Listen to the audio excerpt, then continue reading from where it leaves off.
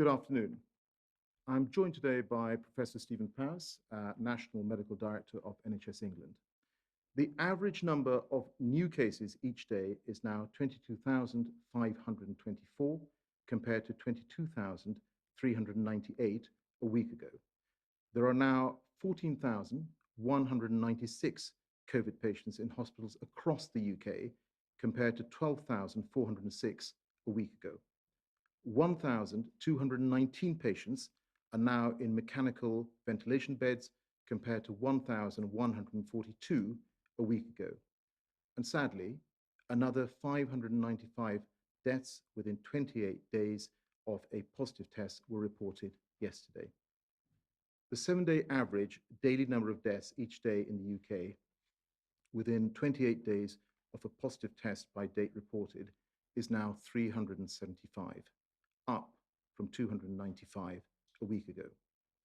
Our thoughts are very much with the families and loved ones of those who've lost their lives, which is a reminder to us as to why we are taking the action we are to stop the spread of this virus and ultimately save lives. Today, we're also reminded about the vital importance of fighting this virus to protect our economy. Whilst the economy grew by 15% in the third quarter, it slowed in September and remains 8.2% below where we were in February. We in government understand acutely the human impact this statistic represents. It's jobs, livelihoods, and families affected. So we will continue to support businesses now and as they recover. The government has provided unprecedented levels of support for businesses over the past 8 months. To date, that represents over £200 billion in support. This is one of the most generous and comprehensive packages of financial support provided in the world, which the International Monetary Fund has praised. Just this month, we have announced an extension of the self-employed grant scheme to March next year, an extension of the furlough scheme at 80% until the spring, cash grants of up to £3,000 per month for businesses in England which are required to be closed due to this month's national restrictions. These will benefit 600,000 business premises. And I can confirm today that we will be distributing £2.2 billion to local authorities tomorrow to allow them to make these vital grant payments to the businesses which have been affected. All of these measures are designed to preserve jobs and help businesses stay afloat. Today, we have also announced that more than 19,000 jobs have been created so far through our Kickstart scheme. These jobs are spread across the country and in a variety of sectors. I know how hard this job market is, particularly for young job seekers hoping to enter the workplace for the first time. The Kickstart scheme is a ray of hope for young people, and I want to thank all the businesses which have stepped up to participate in this scheme. I speak to businesses every day, and I can see that despite the tough times, they are determined to soldier through this. Through sheer hard work, innovation, resilience, and invoking a real community spirit across the United Kingdom. For example, in Aberdeenshire, Brewdog has made hand sanitizer to protect our frontline NHS staff. In Belfast, Axial 3D has helped develop thousands of new ventilators.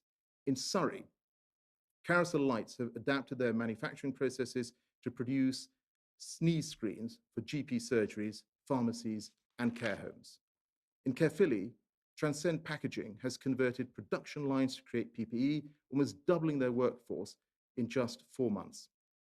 Because despite the government support, and when it comes down to it, it is you who are keeping the country going. You who are powering our economic recovery. Just as our brilliant scientists and researchers are powering ahead in the race to discover a safe and effective vaccine. A little over 6 months ago, I stood here and announced the creation of the Vaccines Task Force, a team of industry experts, scientists, and civil servants with one mission: to secure a vaccine to beat down this virus. Since then, we have secured access to 350 million doses through agreements on 6 of the leading vaccine candidates in the world. The task force has demonstrated how we can work together at pace. Business and science, the NHS and local communities, together forging a path out of this predicament. But although this week's announcement on the Pfizer-BioNTech vaccine is potentially very good news, we still have a lot of hurdles to overcome before we can be certain of its safety and efficacy. So we must ensure that we continue to follow the guidance to protect our loved ones, our families, our friends, our communities. Because the virus is still there. It is still a danger. So we must not lose our resolve now. We must keep focused to protect the health of the nation and the health of the economy. Working together, supporting each other, we will get through this. We will come out the other side stronger, more resilient, and more united. And I'm going to pass over to Professor Powers to take us through the slide. Thank you, Alok. I'd like to start by thanking all of you who are following the latest restrictions. I know it's not easy, just how difficult it is, especially the second time round. But sadly, the number of patients in hospital with coronavirus is still rising, as is shown in the single slide that I'll be showing today. You'll have seen this slide before. We've updated it to yesterday, and it shows COVID-19 hospital inpatients in England. As you can see, over the summer, those numbers were low, but as we have moved into the autumn through September and October and into November, numbers have been rising. Indeed, when I appeared here at a press conference exactly 1 month ago, on the 12th of October, that number stood at 3,827. But as you can see, 1 month later, yesterday, the figure is just above 12,700. As we know, that number will unfortunately continue to rise if infection rates continue to increase in our communities. And sadly, while treatments and therapies have indeed improved, more infections inevitably also mean more deaths and more people suffering from the debilitating effects of long COVID. Now, this week, we've had the extremely encouraging news concerning a potential COVID vaccine. And in the NHS, we're preparing to deliver that vaccine. It might feel like the cavalry is coming and we can relax about the restrictions. But it's vital that we continue to do two things that will reduce the spread of the virus and help save lives. Firstly, we can all personally limit transmission by washing hands, wearing masks, and keeping an appropriate distance from each other. That is what the restrictions are designed to do. We know these measures work, so don't stop now.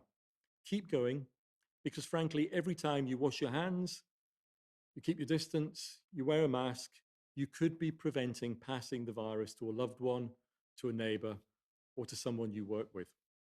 And secondly, of course, I'd urge everybody with symptoms to come forward to get tested and to self-isolate when they come into contact with anyone who is tested positive. Both these measures will slow the growth in infections that will inevitably lead to increased hospital admissions and sadly increased deaths. There is hope on the horizon with a vaccine, and of course that is welcome news. But the vaccine's not here yet, and it will not help us in this second wave if infections continue to rise. That's why it's vital that we all continue to follow all of the guidelines. Getting a vaccine so rapidly to this point, as you've heard, is a major scientific achievement. And I think it's an unprecedented achievement. And personally, I applaud all those scientists, everybody who has been involved in the development and the continuing development of the many vaccines that are being developed. But today, I'd like to end by especially thanking everybody who has taken part in the trials that have been ongoing, whether it's the recovery trial here in the UK, which has helped the NHS show the world that dexamethasone is a successful treatment for COVID, or those who've taken part in the clinical vaccine trials for COVID and indeed continue to do so. All of you who have done this have selflessly put yourselves forward for the greater good of all of us. And your actions, I'm absolutely convinced, will ultimately help save lives. So a big thank you for me and everybody working in the NHS. Alok. Thanks, Steve. I think we'll now go to questions from the public. I first we have a video from Chris from Reading. Good evening. In light of the Pfizer and biotech announcement of a development of a vaccine that is 90% effective, can the government now inform the public how this and other vaccines will be rolled out across the UK in 2021? Thank you very much. Great. Well, thank you, Chris, for that question. Of course, incredibly pertinent at this point, as we've heard about the developments on the Pfizer-BioNTech vaccine. We have the Independent Joint Committee on Vaccinations and Immunizations, which decides in terms of tiering, in terms of who will get access to the vaccine first. I'll ask Professor Powers to perhaps talk also about how we're going to deploy this. But I think that the key issue is making sure that those who are most at risk, most vulnerable, who get access to the vaccine first. I think very, very many people across the country will absolutely understand that. It is about protecting the vulnerable, about protecting people's loved ones. But Steve, do you want to add anything? Yes, so as I've said, Chris, a huge achievement to get to the point this week so quickly in this pandemic that a potential vaccine is available.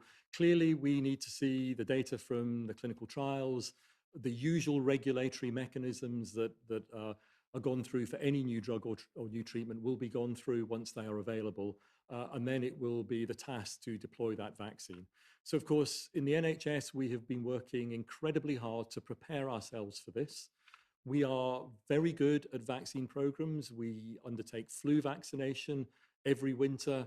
Indeed, we are well into flu vaccination time of year, and our GPs and community pharmacies have been doing a tremendous job ensuring that those that need the flu vaccine get it this year. So we have the systems in place already to build on to deliver a flu vaccine. So our general practitioners, our community pharmacies, but also we will be looking at other channels, other ways of getting a vaccine to people. So that might be vaccination centres, for example. We will be saying more about this in the weeks to come once we know a bit more about the vaccine, about the way it needs to be handled, once the regulatory approvals have been gone through. So we will set all of that out, but we are working incredibly hard, and I'm confident the NHS will be up to what will be a huge logistical challenge. But we have done this. We've done this with flu every year. We will be able to do it with COVID. Steve, thanks very much. I think we now have a question from Laura from Sheffield. So Laura from Sheffield asks, if the current restrictions end on the 2nd of December, do we go back into the area tier we're currently in, or will it be reassessed? So Laura, thank you very much for your question. We've made it very clear that the national restrictions will come to an end on the 2nd of December. And then we will move back into the tiering system. I think what's important right now is exactly as Professor Powers has said, that we observe the rules, observe the guidance, and do the basics to protect ourselves, wash your hands, cover your face, maintain social distance. And of course, as we get to the 2nd of December, the Prime Minister will set out more details. But the restrictions, national restrictions, will be coming to an end on the 2nd of December. Thank you for that question, Laura. I think we now go to questions from the media. And I think the first question is from Sophie Hutchinson from the BBC. Sophie. Hi, questions for both of you. Professor Powys, to start with, how concerned are you about this very dramatic jump in the number of COVID-19 cases that we've seen in today's figures? Do you think these people were infected just before the lockdown? And do you think it was a mistake to allow a number of days between the announcement of the lockdown and its actual start? And a question for the Business Secretary. Can you be sure that the disruption from Brexit will not interfere with the supply chain for the vaccine? I'll take the first point then, Sophie. I think the first point I'd make, of course, is, as you know, it's important to look at the number of cases reported over a number of days and not just take one day in isolation.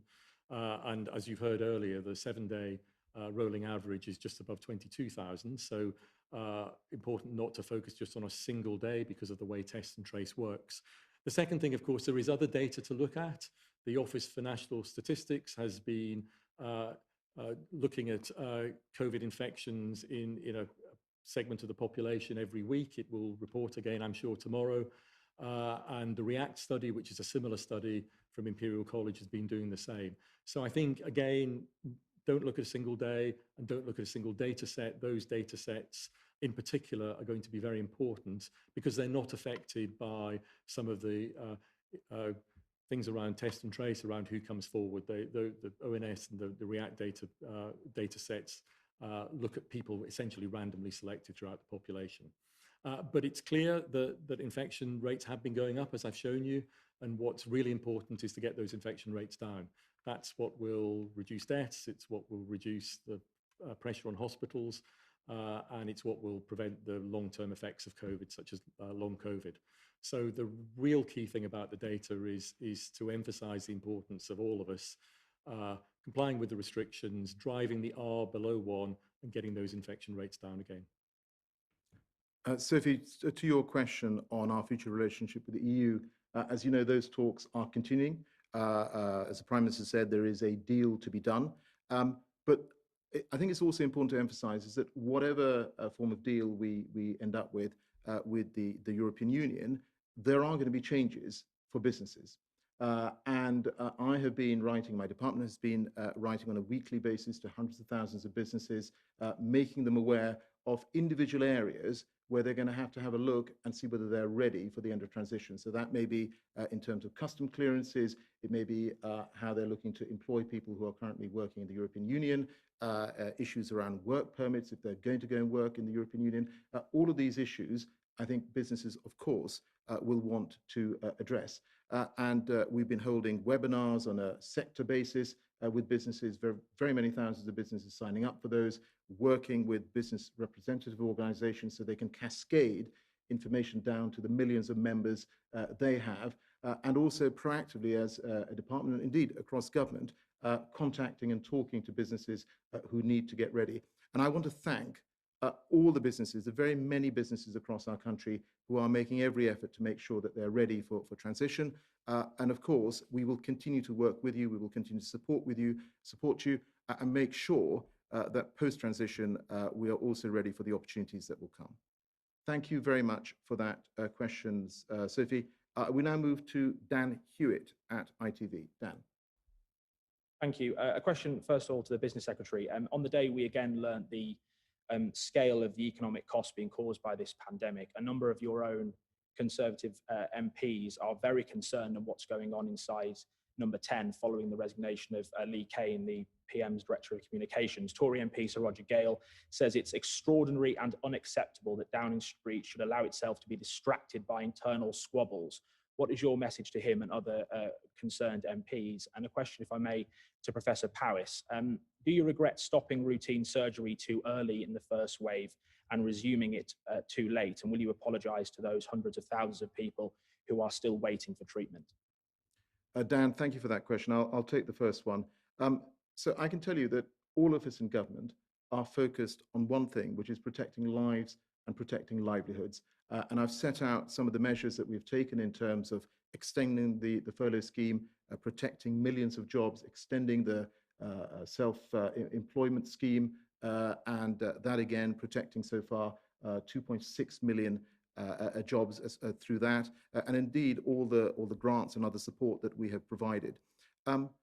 And we will continue to do that. That is what people watching this press conference, your viewers, will expect the government to do, to make sure that we are providing support for them and continue to put our arms around them at what is a really very, very difficult time for lots of businesses where people will be concerned and worried about their jobs, about their livelihoods, about their families. And it is right and proper that as a government we step forward and provide that support, and we will continue to do so.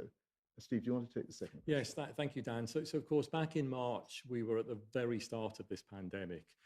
We could see infection rates, hospitalizations rising incredibly rapidly, much more rapidly than they are in the autumn even. And of course, we could see around Europe as well, health systems coming under tremendous pressure. So Northern Italy was a good example from those high infection rates. Testing was more limited, so we had less information about exactly where the virus was. And for all those reasons, it was absolutely critical that we were able to create the capacity in the NHS to deal with that wave of infections, not knowing how large it was going to be, and in fact, not knowing how the public would respond to the measures that were being put in place by the government. Of course, they responded magnificently, we know that. So it was right that we ensured that the NHS was ready for that. We had the capacity, of course, we had the Nightingales on top. But of course, we don't want to step down elective surgery where at all possible. And indeed, that's why in the second wave this autumn, we haven't done that. We are keeping elective care going. Our clinicians have done a fantastic job over the summer, beginning to catch up. Cancer work is back where it was last year. There is more work to do. And of course, the key thing here is as infection rates rise and hospitals come under pressure, we've seen that in areas of the country with high community rates, then once again, there is a possibility that elective care gets affected. And our staff don't want that to happen. Our staff want to get on, treat people who are on waiting lists and to make sure that those waiting lists come down. And of course, you know, we're all sorry that people have been affected in this way. None of us as clinicians, none of us as managers want this to happen. We want to get on and treat people. The public can help us with this task. So it's the same message again, but it's absolutely true that if we collectively as the public, once again, as we did in the spring, keep to the guidance, drive down infection rates, then that is the best way to ensure that the NHS can do what it always does, which is to treat everybody with COVID, people who don't have COVID, ensure that those waiting times don't increase and that we can get on and manage the backlog.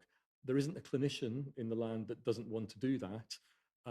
We will absolutely do our best for our patients, and the public can help us by doing their best too. Great, thanks, Steve. Thanks, Dan, for the question. We now go on to Sam Coates at Sky. Sam, hi. Hello, Secretary of State. We've seen turbulence in Downing Street this week. Things seem fluid. Who should President-elect Joe Biden's Chief of Staff call in Downing Street if he has an urgent issue to discuss? And Professor Powys, would the UK's failure to strike a trade deal with the EU make any difference at all to the UK's ability to source coronavirus vaccine doses? Sam, let me take that question from you.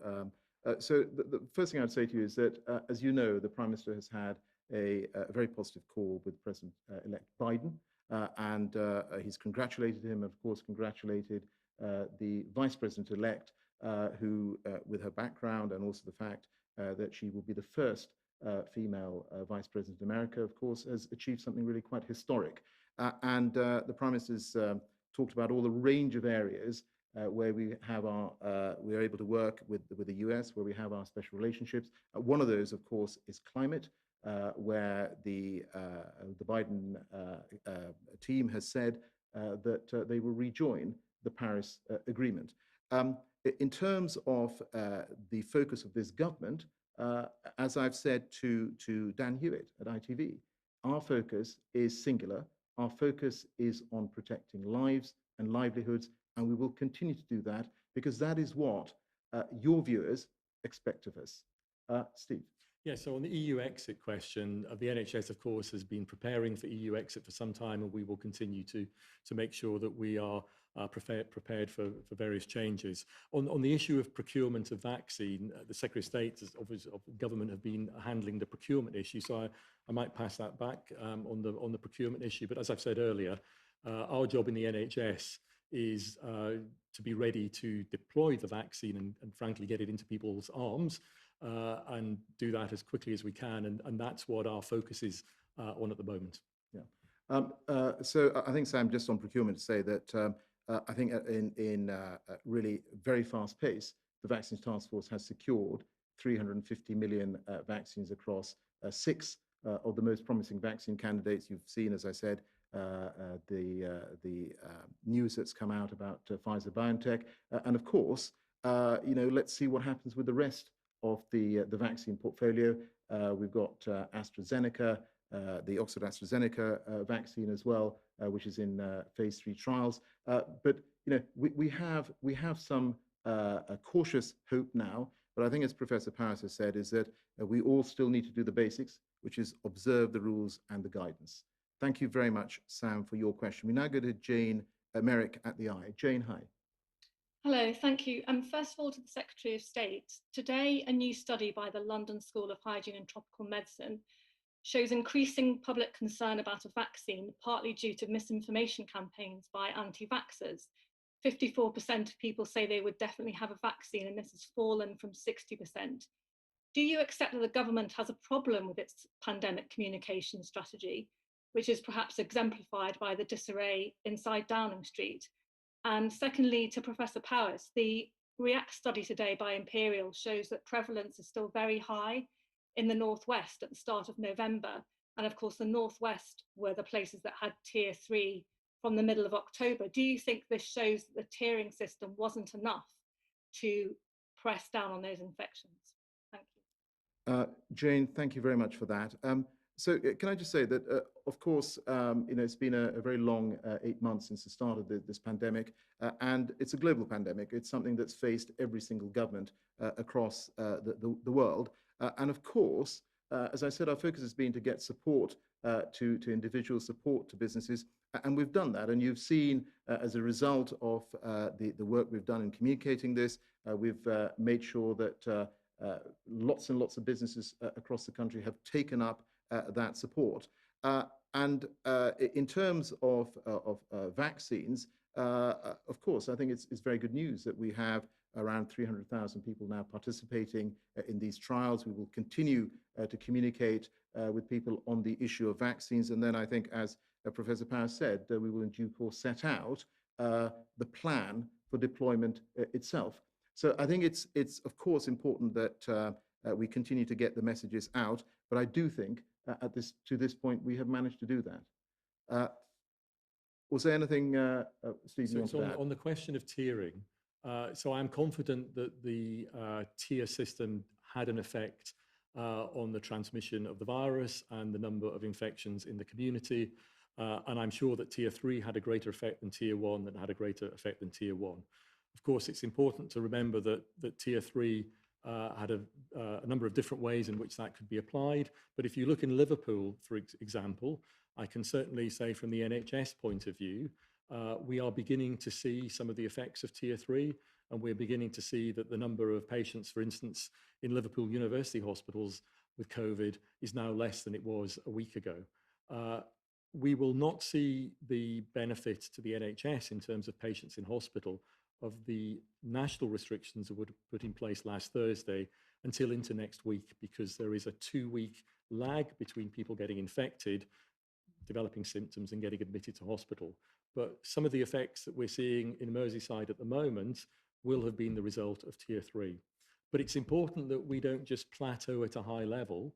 It's important that infection rates go down. So stabilizing R around 1 is helpful, but it really needs to get below 1, and that is what the current national restrictions are designed to do. We will see over the course of the next weeks how that plays through, but as I say, in the Northwest, I think we are seeing some of the effects of the tier 3 measures that were put in place in Merseyside. Great, thank you so much, Jane, for your question. We now go to Mesa Hall at the Express. Mesa, hi. Hello, thank you, Secretary of State. A question to you both about the hopeful vaccine. Have there been any discussions within the government about the possibility of compulsory vaccination, as was used in this country against smallpox for many years? And what work has been done, if any, on creating a certification system to ensure that people can prove that they've had the jab? Thank you, Mesa, for that question. So I think that the first issue, of course, is to make sure that we have vaccine doses which are safe and available. And we're absolutely clear that whilst the work on vaccines has gone at quite some pace, these vaccines will only be deployed if they are safe and the efficacy is there. As I said, the independent JCVI has actually sort of set out a tiering of who should get this vaccine first. And that is the process that we're going to follow going forward. So I think I don't want to sort of jump ahead here. I mean, I think the key thing first is that we need to get a vaccine. We need to make sure that it's got the efficacy that's required, it's safe. And then, of course, we will follow the advice that we get from the scientists and the experts? Yeah, so yes, I think, as I said earlier, we are good at vaccination in this country. In fact, we have some of the highest vaccination rates in the world. Our flu vaccination program each winter vaccinates large proportion of the at-risk population. And this year, for instance, we are further ahead in terms of the proportion of at-risk people who've been vaccinated for flu than we were last year. So that gives me confidence that the public does have confidence in the vaccination program and will come forward for a vaccine to protect their health and protect others, as they are doing with flu this year. Flu vaccines, COVID vaccines, any vaccine goes through regulatory processes. It will not be deployed unless the relevant regulatory bodies are sure that it is effective and it is safe. That will occur this time round as it does every time round. But I'm confident that the British people will want to be vaccinated, that they will understand the benefits, not just for themselves, but for everybody, because it's by vaccinating, by getting high rates of vaccination, that we all protect each other. Great. Thank you very much, Mace, for your question. The final question from the media comes from Emily Ashton at Bloomberg. Emily, hi. Hello. My first question is to Professor Powis. Alok Sharma has just confirmed that lockdown will end when the regulations come to an end on December the 2nd. Do you think that is the right thing to do, given the rise in cases, or do we need longer to get on top of this? And a question for the Secretary of State. It wasn't clear from your earlier answers. Can you categorically say that the supply of vaccine won't be affected by Brexit disruption? So on the first point, clearly when we come out of lockdown in December, and of course that is quite rightly a matter for our elected representatives, we will not be going back completely to normal. There will need to be other measures in place because while this virus is still here, we need to ensure that infection rates stay as low as possible and that we reduce the chance of transmission. Exactly what those measures are, I think it's too early to say yet. We're only 1 week into this 4-week lockdown. We need to see what transpires over the next few weeks. And I'm sure as it comes up to early December, government, as will scientists, will be looking at the data over the weeks in November and then considering what the best menu of measures will be going into December. But ultimately, of course, that quite rightly is a decision for government. Emily, thank you for that. Let me take your question on supply chains. Of course, this is an issue. I mean, you've talked about vaccines, but supply chains obviously is an issue across many sectors. But that is precisely why we have been investing hundreds of millions of pounds in terms of border infrastructure. We've been investing in grants for customs intermediaries. It's why we're making a very big effort to communicate with businesses to make sure that they are ready so they can get customs clearances done. All of that work is ongoing. If we all get prepared, we will be in absolutely the right place post-transition. But the key message that I want to leave for businesses is that whatever deal we end up in terms of our future relationship with the EU, there will be changes for business, and businesses do need to be prepared. So please have a look. Go onto the websites, please have a look at the information that the business department, indeed other departments in the government are setting out to you. And we are there to help. So people need to get in contact with us. They should absolutely do so. Thank you very much, Emily. I think that brings us to the end of this press conference. Could I end by thanking everyone who is watching this press conference for absolutely everything they are doing to keep their families, their loved ones, and themselves safe throughout this process. And please observe the rules and guidance, hands, face, space. And I hope that if people do that, then we will beat this thing down and we will be coming out